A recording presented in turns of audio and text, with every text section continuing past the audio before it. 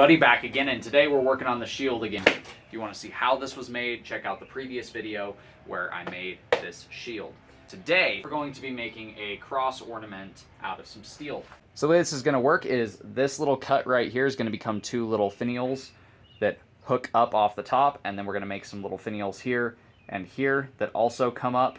It will be nailed into the shield here, here, here, here, and down at the base. So I forgot, unfortunately, to start recording when I moved the camera before I started forging. So I've already done quite a bit of the work. My apologies. But basically all that I've done, and I'll show you it here in a moment. Basically all that I've done here is stretched out the ends into finials on all three pieces and started texturing towards the center hole.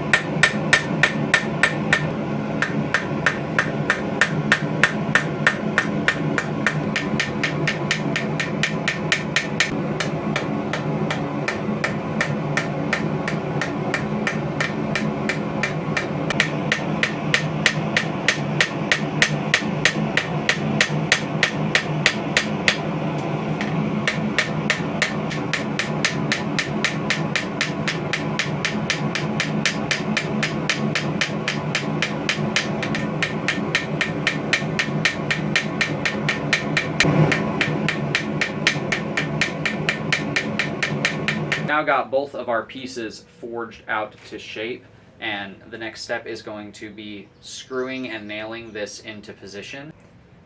We've got some really nice texturing and patterning going on with the shape to give it some life, so it's not just a flat cross, it's something more ornate with some very flat wood looking limbs. So the next step is going to be wire brush this all, get it to pop, get a lot of that forge scale off and get it clean looking. Then we will go ahead and nail and screw this into position, and then I'll show you guys what I have in store for these gaps here.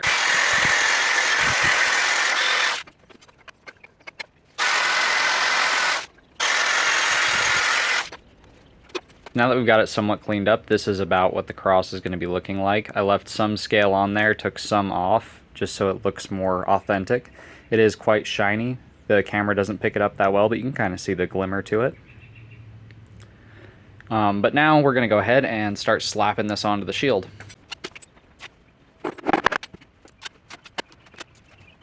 So here is the cross on the shield itself. We aren't done just yet. We still have some clasps to do on the ends of the corners for each bit on the shield. And what that's going to be is essentially just little bent pieces of steel that we can either screw in or nail in to cover up the seams from where we cut our piece of leather, so that way it has metal horns essentially.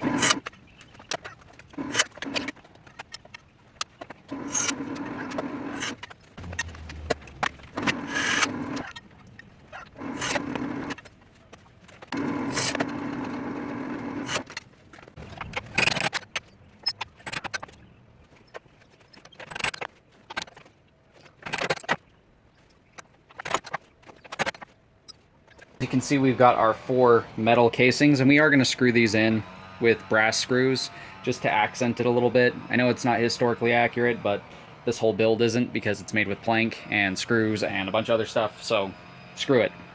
Now, the factory heat treat on these was way too hard, so that's why that first one snapped. I ended up having to re-drill another one in order to get it how I liked it, let's say.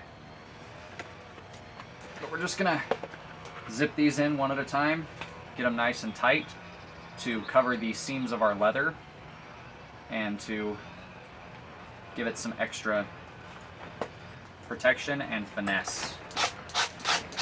Since these are also likely to be getting struck, that's another reason I'm using screws rather than tacks. It's just going to make them a little stronger and less likely to get backed out over time.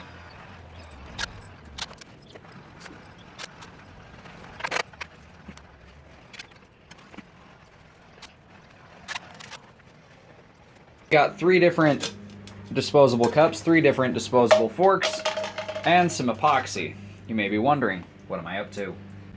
Well, you, my good, fine friend, are about to bear witness to something rather cool. 3 different colors of mica powder that we're going to mix into 3 different little bits of epoxy to give us 3 different colors of false gemstones.